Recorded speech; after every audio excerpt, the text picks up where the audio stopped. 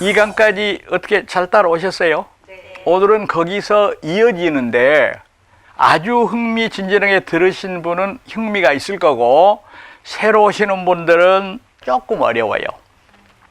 오늘은 요번 강좌에서 공유에 관하여 말씀드리겠습니다. 한자로는 이렇게 씁니다. 한자. 되게 우리 민법이 인정하는 권리 중에서 최고 센 것이 소유권입니다. 소유권. 굉장히 셉니다. 소유권은 소유자가 한 사람인 것이 원칙인데 공유는 소유자가 여러 명이에요. 그럼 예를 들어서 얘기할 때 지금 A하고 B하고 C하고 땅을 하나 살라 그러는데 3억짜리야, 3억짜리. 돈이 좀 모자라. 돈이 좀 모자라서 1억씩 출연을 했어요. 땅을 샀어. 그래가지고 3분의 1씩 소유를 하는 거예요. 3분의 1씩. 이거를 지분이라 그래요. 지분 또는 공유 지분 그래요. 공유 지분은 3분의 1조각밖에 안 되지만 하나의 독립한 소유권처럼 마음대로 행사가 됩니다. 그리고 등기부를 띄워보면 공유 이렇게 나와 있어요. 그리고 반드시 보면은 지분 이렇게 나와 있어. 지분. 지분을 보면은 3분의 1 이렇게 나와 있어요. 제곱미터로 나와 있기도 합니다. 예를 들어서 다세대 주택이나 아파트를 가지신 분은 땅 있죠, 땅. 땅이 예를 들어서 그 아파트가 50세대가 산다 그러면은 그 땅은 50분의 1이라고 등기부에 다 나와 있어. 아파트를 팔잖아요. 아파트 사는 공간, 전유 부분이라고 말하는데 그것만 파는 게 아니라 그 밑에 50분의 1 땅까지 파는 거예요. 꼭 무슨 생각을 하냐면은 공유 이러면 세 조각으로 나눠서 그거 아닙니다. 전체를 3분의 1로 권리를 갖고 있고 B도 전체를 3분의 1 지분으로 갖고 있고 C도 전체를 3분의 1 지분으로 갖고 있고 이런 개념이에요. 그러니까 공유라는 거는 공유물 전부를 지분 비율로 소유한다. 그게 핵심이에요. 그러면 공유는 언제 만들어지는 거냐? 우선 첫째가 지금 방금 말씀드렸습니다. 법률 행위. 이제까지 공부한 매매가 대표적입니다. 이렇게 돈이 모자라서 같이 땅을 샀다. 그리고 공유 등기를 했다. 이런 경우가 가장 대표적인 거예요. 공유 가장 큰 특징은 개인주의적이야. 거의 독립한 소유권이라고도 볼 수 있는데 두 가지가 있어. 하나는 내가 가진 3분의 1을 내가 병한테 팔겠다. 이랬을 때 A, B한테 말할 필요도 없어. 동의 승낙 필요 없어. 무조건 팔아먹는 거예요. 그리고 이 3분의 1은 병에게 이전 등기가 되는 거예요. 실제로 우리가 또 경험하는 거는 남편 이름으로 아파트가 되어 있었는데 그걸 쪼개가지고 이혼할 때 복잡하니까 쪼개가지고 지분을 할 수 있어요. 자유예요. 그 소유권은 내용입니다. 그리고 또 어떤 사람은 이런 말을 해요. 아파트가 좀 비싼데 그거를 쪼개가지고 부부가 따로따로 하면은 양도세를 좀 이익 본다더라. 지금 재개발, 재건축 빼버리고 재개발만 갖고 얘기합시다. 재개발을 하면은 거기서 살던 소유자들한테 아파트 한 채의 분양권이 나옵니다. 그러니까 무슨 일이 생겨났느냐. 예를 들어서 특히 상가가 그랬는데 아파트보다도 상가가 있는데 이게 이제 한 사람 거였는데 지분 쪼개기로 세 사람 거를 만들어 버린 거예요. 그런 속설이 있었어요. 쪼개기를 하면 그 지분 숫자대로 분양권이 나온다더라. 얼마나 땡입니까?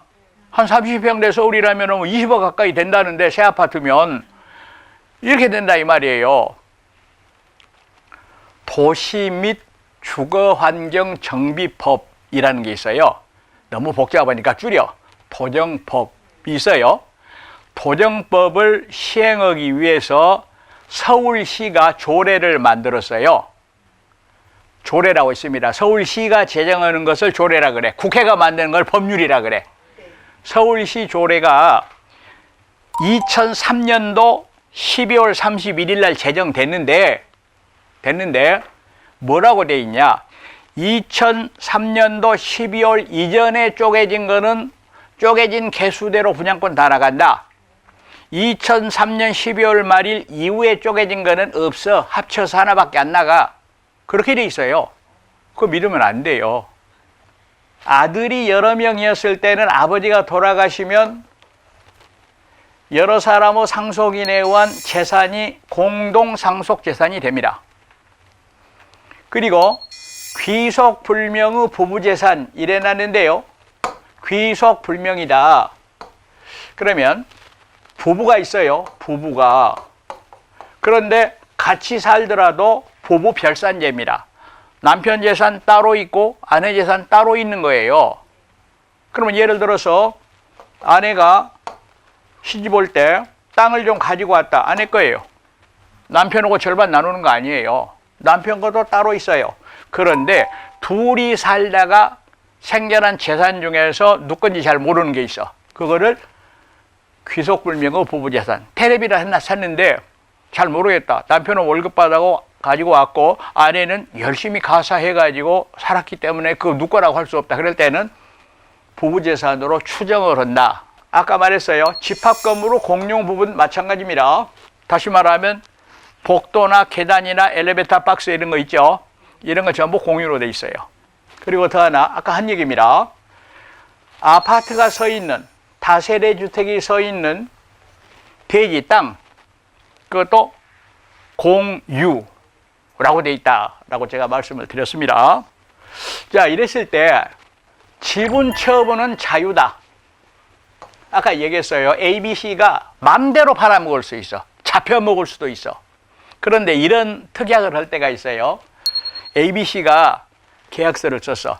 공유는 지분을 언제라도 처분할 수가 있는데 우리 셋이는 의리 좋게 같이 나가자. 이렇게 해가지고 계약서 쓰고 공정증서로 쓰고 도장 막 5개, 6개 찍어가지고 했어요. 그거는 어려운 말 나오네. 금지 특약이라고 말하는데 그거는 채권적 효력밖에 없어. 세 사람 간에만 효력이 있어. 그중 한 사람이 팔아먹어버리면 산 사람한테는 아무 말 못해. 판 사람한테만 너 왜 약속 어겼어? 돈 내놔. 이렇게는 할 수가 있어요. 다음으로 공유물의 사용 수익은 지분 비율로 합니다. 지분 비율로. 예를 들어서 A, B, C 세 사람이 주차장을 300평짜리 갖고 있었다 하면은 거기서 나오는 소득은 3등분해서 쪼개야 된다 이 말입니다. 공유물의 관리는 지분 과반수. 대표적인 것이 공유로 되어 있는 아파트를 세내준다 하자. 지분 과반수. 어떤 사람은 김 씨한테 주자 그러고 어떤 사람은 이 씨한테 주자 한다 이랬을 때는 지분 과반수 동의가 있어야 됩니다. 다음으로 공유물의 처분 변경에 대하여 실제로는 공유물의 매매는 전원 동의가 있어야 됩니다. 저당권 설정도 마찬가지입니다. 그리고 땅이 공유였을 때 거기다 건물을 지을 때는 소위 말하는 처분행위로 본다는 그런 판례들이 있습니다. 전원 동의가 있어야 돼요. 그리고 지분의 탄력성 이런 말이 있는데 여기서 A, B, C가 3인 공유였는데 C가 포기해버렸어. 나 이 땅 포기하겠다. 이랬을 때는 원래는 공유지가 아니라면 부동산은 무주물이 없습니다. 민법에 써졌어. 무주물은 국유로 한다. 따라서 남해안, 서해안에 수많은 섬들, 무인도들이 있죠. 아무리 누가 가서 선점 주장해도 소용없어. 국유로 한다고 딱 돼 있어. 그런데 요거는 공유물에서 한 사람이 포기를 하거나 상속인 없이 사망하면 국유가 되지 않아. B하고 C가 지분 비율로 차지한다. 그런 걸 가리켜서 지분의 탄력성이라 그렇게 얘기를 합니다.